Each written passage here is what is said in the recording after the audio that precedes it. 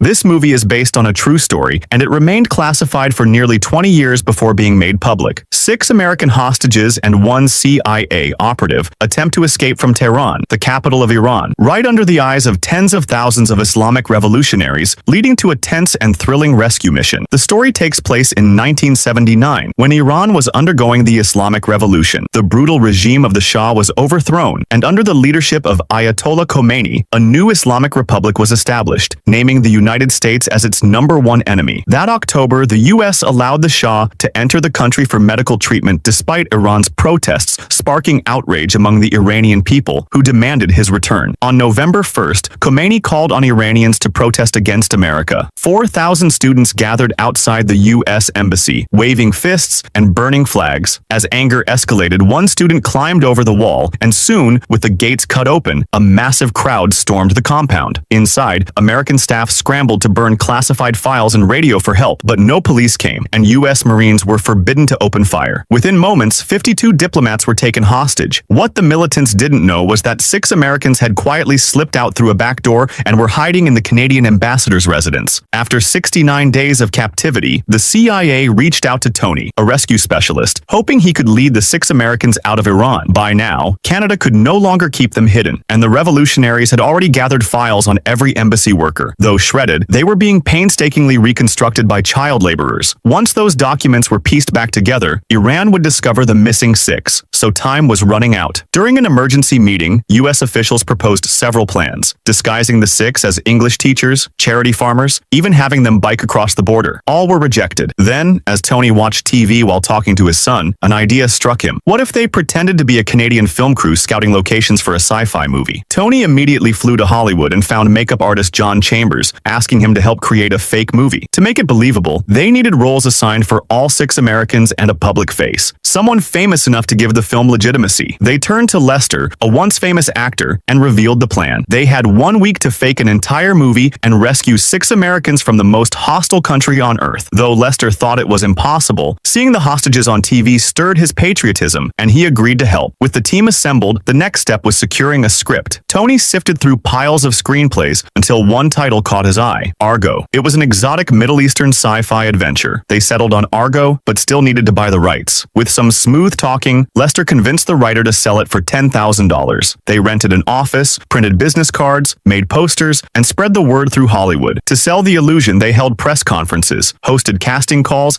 and let magazines publish stories. Soon, everyone believed Argo was a real movie. With everything in place, Tony began his high-risk journey, disguising himself as a Canadian producer entering Iran from Turkey. At the Turkish border, an informant explained how immigration forms worked. Each traveler filled out a duplicate card, one copy for the airport, one for the passenger. When leaving Iran, the 2 copies would be compared to verify the date of entry. Upon arriving in Tehran, Tony went straight to the Ministry of Culture to register the film permit, then joined the Canadian ambassador at his residence, where the 6 Americans had been hiding for nearly 3 months. When they saw Tony, hope returned to their faces. They knew their country hadn't abandoned them. Tony explained the extraction plan, handed out fake identities, and made them memorize every detail: name, birthplace, profession, and family background. While they rehearsed their aliases, Tony received a call from the Ministry of Culture. They wanted to meet at one of the largest bazaars in the world at 3 p.m. the next day. It was a huge risk. 7 foreigners walking openly in a crowd could be a death sentence, but they had no choice. The next day, Tony and the disguised 6 drove toward the bazaar, only to run into a raging protest. They pushed through the mob and finally reached the entrance to meet the officials. As the representatives showed them around, their foreign faces quickly drew attention from the Revolutionary Guards. When Jenny, acting as the art director, started taking photos, an angry bearded shopkeeper shouted at her for photographing his stall without permission. She offered to give him the pictures, but he snapped, yelling that the Shah had killed his son with an American gun. The situation spiraled out of control, forcing Tony and the team to abort the mission and rush back to the ambassador's house. The sudden chaos caught them completely off guard. With their flight scheduled for the next day, they knew there could be no more mistakes. At that very moment, something unexpected happened on the other side of the world. The White House Chief of Staff suddenly ordered the termination of the rescue operation. They planned to use military force to save the hostages instead. Their reasoning was simple. If those 6 people got caught and executed while hiding at the ambassador's house, it would trigger international outrage. But if they were caught pretending to shoot a fake movie with the CIA's help, it would become a national embarrassment. As Tony watched his teammates celebrate their supposed departure the next day, he wrestled with the decision all night long. Meanwhile, in Hollywood, Chambers and Lester also received the cancellation notice from the studio. Realizing the mission was over, they decided to go downstairs for one last drink together. The truth was, the president had no backup rescue plan at all. With a re-election campaign coming up, he didn't want this operation to bring any negative publicity that could hurt his chances. The next morning, Tony made up his mind. He ignored the direct order from his superiors and chose to carry out the mission anyway. But when he tried to move forward, he discovered their plane tickets had been canceled. His boss, Jack, was informed that the mission was officially terminated and no tickets would be reissued unless the president himself approved it. Desperate, Jack rushed to find the deputy director of operations, Engel, and begged him to contact the director so he could call the White House. But the director was already on a flight, unreachable, and the chief of staff refused to answer any calls. Meanwhile, Tony arrived at the ambassador's house and regrouped with the 6 escapees, preparing to head to the airport. When he went to collect their tickets, the clerk told him there was no booking under their names. Panic washed over Tony as he pleaded with the agent to check again. After a few tense moments, the agent finally found their records. It turned out that just 1 minute earlier, Jack had cleverly called the director, posing as the principal of his son's school, and convinced him to authorize the continuation of the rescue mission. That single call made their tickets valid again. But danger was closing in. The Revolutionary Guards had already pieced together one of the Americans' portraits and matched it with photos taken at the bazaar. Realizing these were the 6 missing embassy staff members, they immediately rushed toward the Canadian ambassador's residence. Tony's group, however, had already made it past the first security checkpoint without issue.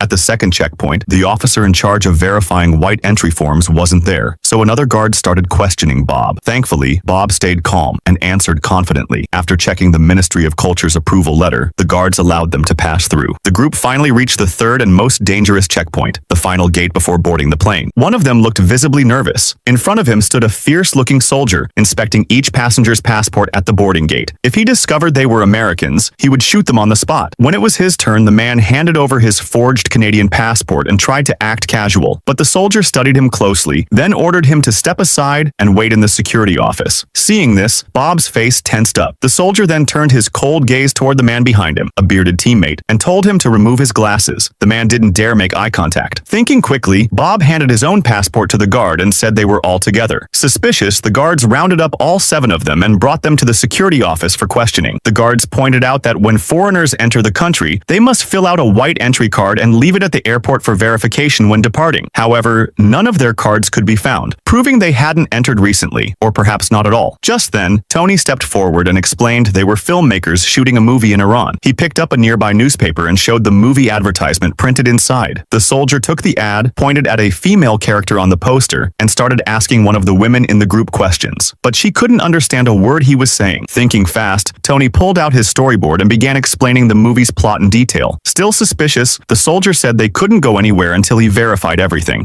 Tony, desperate to buy time, handed over his production company's business card and suggested the soldier call the studio to confirm his identity, that he was a Canadian director filming a movie. The soldier took the card and called the number, which rang through to the Studio 6 office in Hollywood. At that moment, Chambers and Lester, thinking the studio had already been shut down, had just finished their drinks and were standing outside the locked building. As the soldier was about to hang up, Chambers picked up the phone just in time and answered, "Studio 6 Productions." The soldier asked, "May I speak to Mr. Kevin Harkins?" Chambers quickly replied, "I'm sorry, Mr. Harkins is out of the country on location." Meanwhile, the Revolutionary Guards arrived at the ambassador's house, only to find it empty. They immediately contacted the airport, ordering a search for the fugitives. But by then, the Iranian soldiers had already cleared Tony and the 6 Americans. They boarded the shuttle bus, and then the plane without further issue. As the Revolutionary Guards stormed the airport and questioned the security team, one of the soldiers suddenly realized who they had just released. Outside, the plane was already taxiing down the runway. The Revolutionary Guards jumped into their vehicles and chased after it at full speed, but it was too late. The plane lifted off, soaring into the sky. Even then, no one on board dared to relax until the captain's voice came over the intercom. "Ladies and gentlemen, we have cleared Iranian airspace. You are now free to enjoy alcoholic beverages." At that moment, everyone finally exhaled in relief. When they returned home, Tony was awarded the CIA's highest honor for his courage, and that's where the film ends. The real-life rescue mission shocked the world, though it remained classified for nearly 20 years before being made public. While debates continue about the film's historical accuracy and political undertones, its tension, pacing, and execution make it an undeniable masterpiece, one that even went on to win the Oscar for Best Picture that year.